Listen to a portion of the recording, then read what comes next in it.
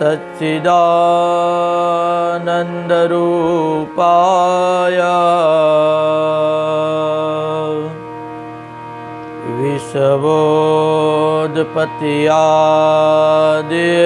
विश्वोत्पत्त्यादिहेतवे तापत्रय विनाशाय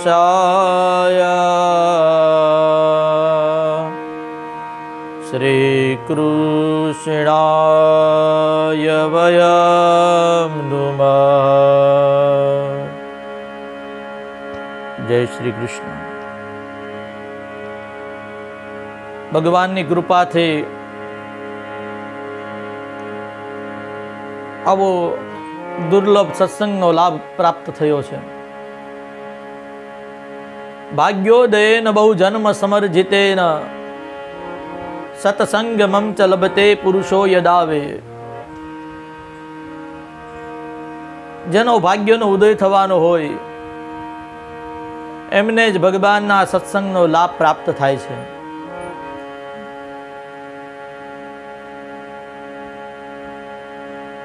સુત પુરાણી શૌનકાદ ઋષિની કથા સંભળાવે છે કે પૂર્વકાળની અંદર શ્રીમદ ભાગવતની કથા સનત કુમારોએ નારદજીને સંભળાવી। પુરાણીજીએ કીધું કે આ કથા સુત પુરાણીએ કહે છે કે શનકાદ ઋષિએ કથા નારદજીને સંભળાવી ત્યારે શૌનકાદ ઋષિ પ્રશ્ન પૂછે છે, બાપજી આપ એમ કહો છો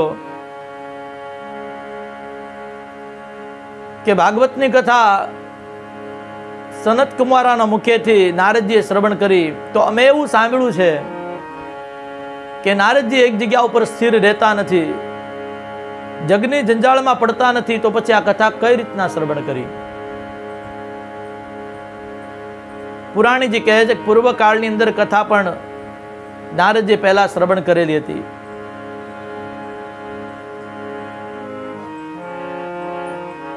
ભાગવતની કથા આદિનારાયણે ચતુર્શ્લોકી ભાગવત બ્રહ્માજીને સંભળાવ્યું, બ્રહ્માજીએ પોતાના પુત્ર નારદજીને સંભળાવ્યું, નારદજીએ ખિન્ન મને બેઠેલા વ્યાસજીને સંભળાવ્યું, વ્યાસજીએ ચતુર્શ્લોકી ભાગવતનો વિસ્તાર કર્યો, 12 સ્કંદ 335 અધ્યાય અને 18,000 શ્લોકોનો વિશાળ ગ્રંથ તૈયાર કર્યો। અને એ ભાગવતની કથા પોતાના પુત્ર પરમ વૈરાગી અવધૂત ભગવાન કૃષ્ણમાં સદૈવ માટે લીન રહેનારા સુખદેવજી બાપજીને ભણાવ્યો। સુખદેવજીએ ભાગવતજીની કથા ગંગાના તટ ઉપર અનશન લઈને બેઠેલા રાજા પરીક્ષિતને શ્રવણ કરાવી। જ્યારે શ્રોતાઓ પ્રશ્ન પૂછે છે ને, ત્યારે શ્રોતા અને વક્તાનું બંનેનું કલ્યાણ થાય છે, કારણ કે મહાપુરુષોનો સમાગમ અને એમાંય પ્રશ્નોત્તરી થાય તો અનેક મનુષ્યોનું કલ્યાણ થાય છે। કારણ કે બધા ગ્રંથોની રચના પ્રશ્ન પૂછવાના કારણે જ થઈ છે।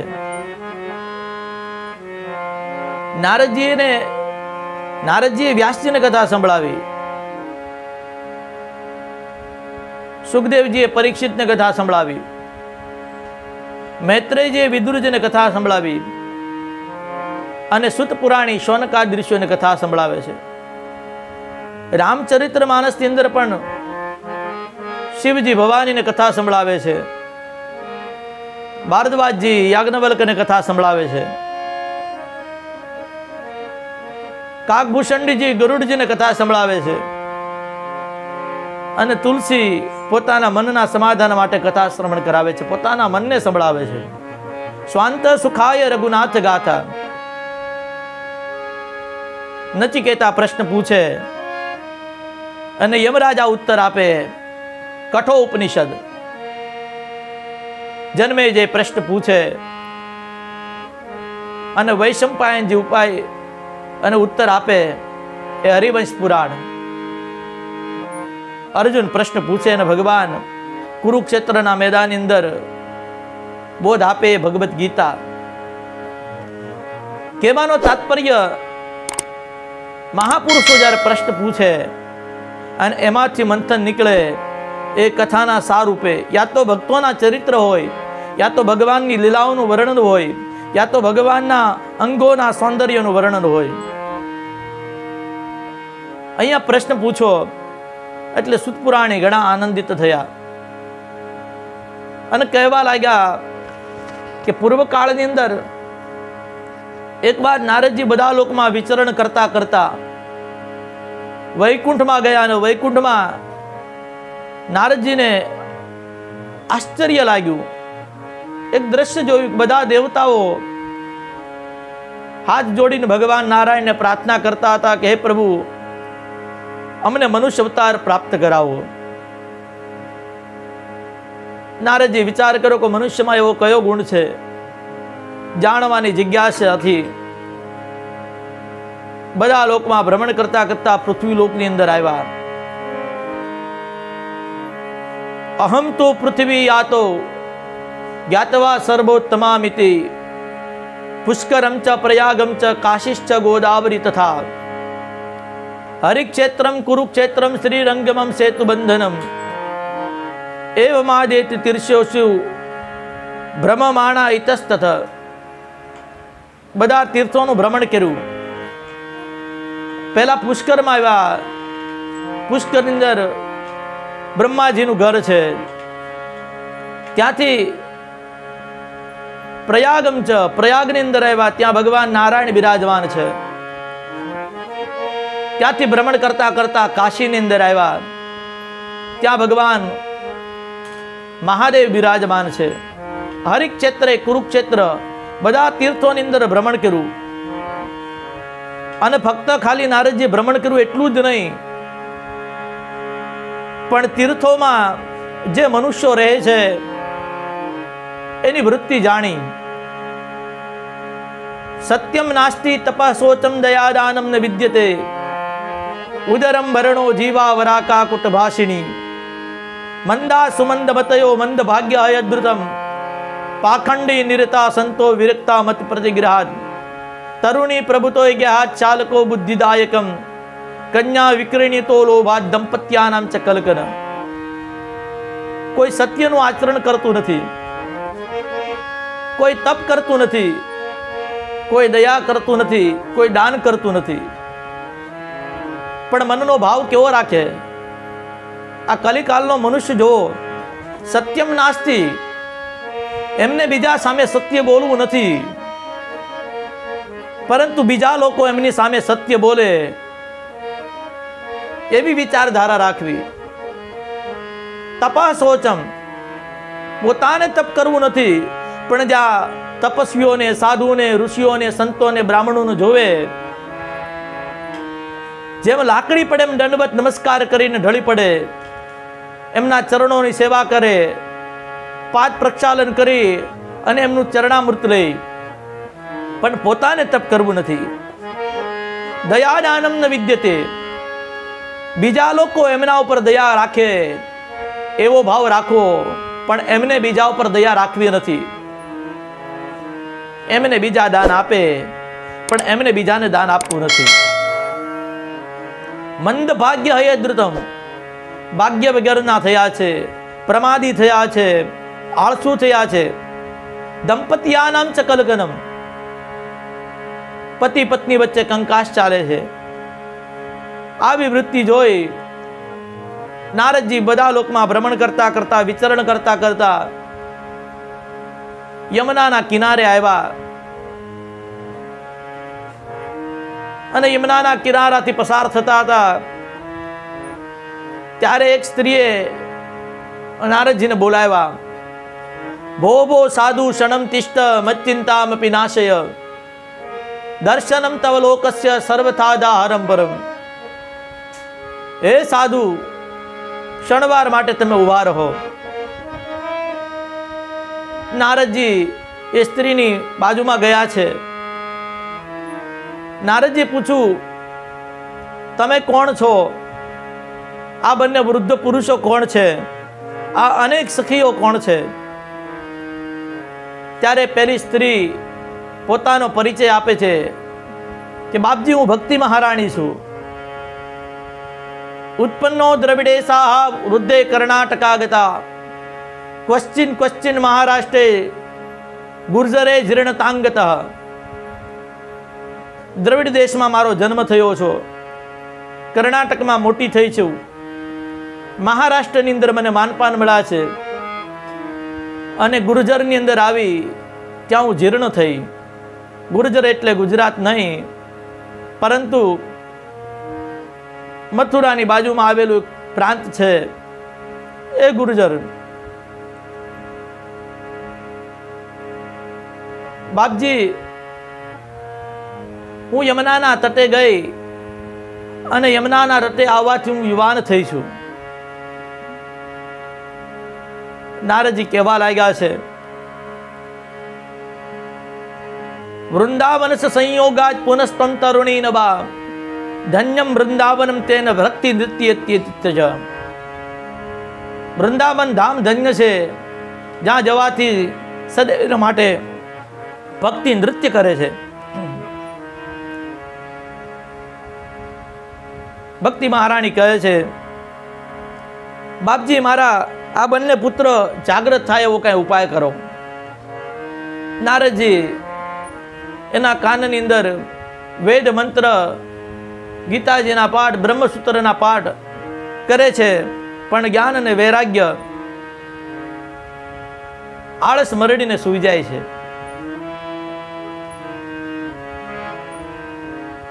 ભક્તિ મહારાણી કહે છે, બાપજી, આપે પ્રયત્ન કરો છો, હું તમારા અંતઃકરણમાં બિરાજમાન થઈશ. મારું દુઃખ દૂર થાય એવો કાંઈ ઉપાય કરો. નારદજી કહે છે કે ભગવાન સ્વધામ ગયા ત્યારે કલિકાલ આવતો રહ્યો અને એમના કારણે તમારા પુત્ર વૃદ્ધ થયા છે.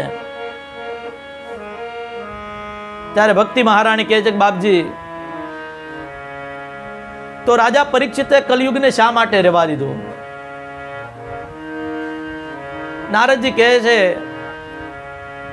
કે હે દેવી, કલયુગની અંદર અનેક પ્રકારના દોષ હોવા છતાં પણ એક સદગુણ છે.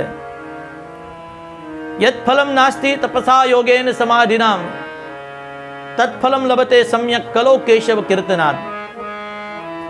જે તપથી ફળ મળતું નથી, જે યોગથી ફળ મળતું નથી, જે સમાધિથી ફળ મળતું નથી, તે ભગવાનનું કીર્તન કરવાથી ફળ પ્રાપ્ત થાય છે. હું તમારા દુઃખનું નિવારણ કરીશ. ત્યાંથી નારદજી જાય છે, મનમાં વિચાર કરે કે શું કરવું. ત્યારે આકાશમાંથી આકાશવાણી થઈ, કઈ સત્કર્મ કરો. નારદજી વિચાર કરે, સત્કર્મ એટલે શું? સત્કર્મની વ્યાખ્યા શું?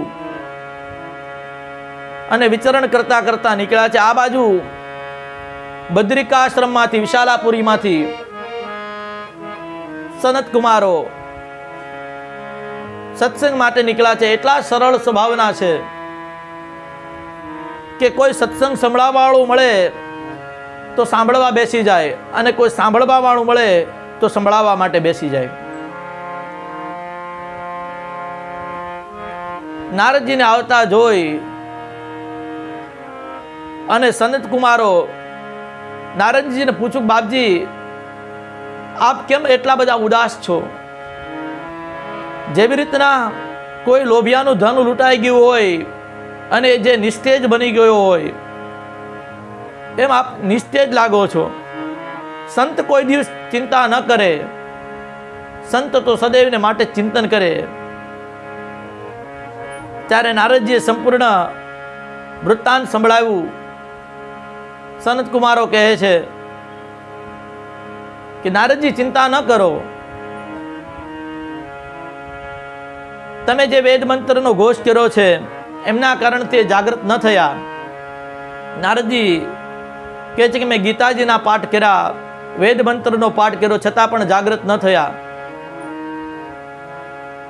અને આપ કહો છો કે શ્રીમદ ભાગવત સપ્તાહ જ્ઞાન યજ્ઞ કરીએ. ત્યારે સનત કુમારો કહે છે કે બાપજી,